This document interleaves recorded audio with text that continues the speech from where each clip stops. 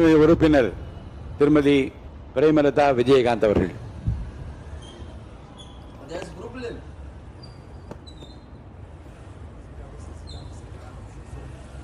பேரவைத் தலைவர் அவர்களே, முதலமைச்சர் அவர்களே, எதிர்க்கட்சி தலைவர் அவர்களே, சட்டமன்ற உறுப்பினர்களே, மதசார்பற்ற வெற்றி கூட்டணியினுடைய தலைவர் அண்ணன் ஸ்டாலின் அவர்களுக்கும், தேசிய முற்போக்கு திராவிட கழகத்தின் நிறுவன தலைவர் புரட்சி கலைஞர் கேப்டன் அவர்களை வணங்கி, இந்த வரலாற்று சிறப்புமிக்க இந்த அவையிலே இன்றைக்கு மிக முக்கியமான நாளான இந்த நாளில் என்னுடைய உரையிலே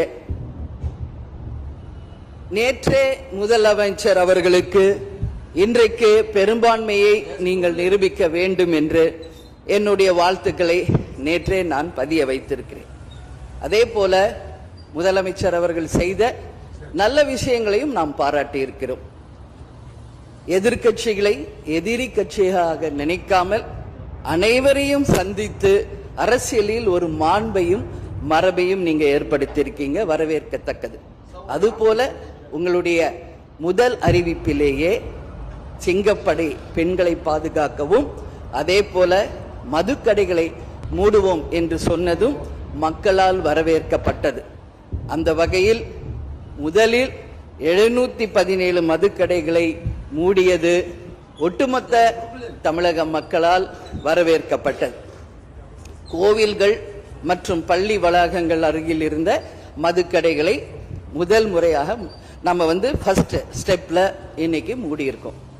அடுத்தது இன்றைக்கு மீனவர்களை பாதுகாக்க ஒரு அறிவிப்பு அரசாங்கத்தின் மூலம் வந்திருக்கிறது. அதையும் தேமுதிக வரவேற்கிறது. இதையெல்லாம் இருப்பினும் முதல்வர் அவர்களே, நீங்கள் அன்றைக்கு பதவியேற்ற அன்றைக்கு சொன்னது உங்களுடைய ஆட்சி வெளிப்படையான ஆட்சியாக இருக்கும், மக்களுக்கும் தமிழ்நாட்டுக்கும் ஒரு முன்னுதாரணமான ஆட்சியாக இருக்கும் அப்படின்னு தான் நீங்க அன்னைக்கு சொன்னீங்க. அதுபோல அரசு குடும்பத்தில் இருந்து வந்தவன் அல்ல, ஒரு எளிமையான குடும்பத்தில் இருந்து வந்தவன் தான் என்பதை முதலமைச்சராக நீங்க பதவியேற்றதை அனைவருமே வரவேற்றோம், மக்களும் வரவேற்றனர். நாம் சொல்லும் செயலும் ஒன்றாக இருக்க வேண்டும் என்பதில் யாருக்கும் மாற்று கருத்து கிடையாது.